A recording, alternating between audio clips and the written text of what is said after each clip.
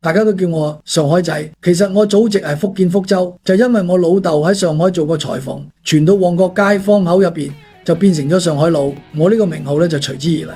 細路嗰陣咧仲覺得好得意，覺得自己咧比啲阿貓阿狗嘅名號咧有面子得多。嗰陣時旺角賭檔多過迷鋪，我老豆又中意賭得要命，我細個已經成日坐喺賭檔門口睇骰仔轉，10幾歲就將輸贏睇得比食飯仲重。當時係真係冇諗過呢啲骰仔轉就轉咗，最後竟然會把我成個一生都攞去轉。15歲嗰年我就拜咗黎國華先生做師傅，正式入咗和盛和。初頭淨係喺彌敦道酒店門口幫客人泊車，每日望住成日貴車出入，其他人淨係羨慕同人唔同命，但我唔會咁諗，我淨係覺得鎖匙喺我手入邊，機會當然亦喺我手入邊啦。有啲老闆落車嗰陣遞支煙俾我，我都會用2隻手接住；有啲老闆隨便問下附近邊條街有咩茶餐廳，我都講得出嚟。就憑住呢啲眼力見，我識咗第一個貴人，幫佢賭埋演唱會黃牛票，終於攞到人生第一筆全樣嘅錢。後來有人話我識做中介，講白咗就係識搭橋。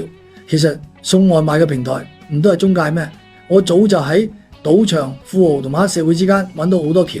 80年代尾，佳士偉將玫瑰賭廳轉俾我，我帶住兄弟衝進澳門，以為可以搶到第一口螃蟹，結果淨係俾崩牙區呢個地頭蛇趕翻嚟。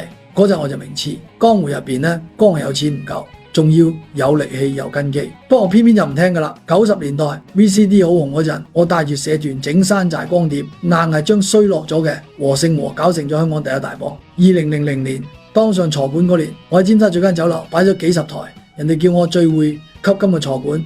古天樂演緊個 Jimmy 就係照住我寫嘅嚟嘅。轉捩點係2012年，賭廳查賬，查出我蝕咗10億，全部都係賭輸咗嘅錢。楊老闆要我還翻4000萬，結果同楊老闆鬧翻之後，我就叫巴基明去貼佢嘅緋聞。結果新義安嘅灣仔商府將巴基明打走咗。冇幾耐就有人喺餐廳偷襲我，我右眼要縫10幾針。我深知香港真係唔可以再留低，因為東方馬都投咗幾個億入去，而佢老豆又係同跛豪齊名嘅人物。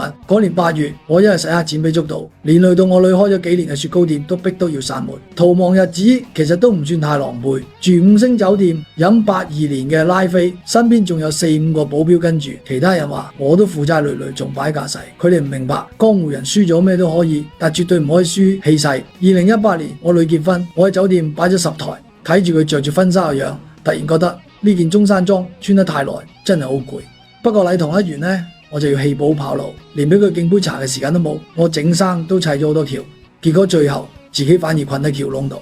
嗰班富豪朋友、社團兄弟，仲有被我連累到嘅女，就電影片段咁樣喺腦裏轉。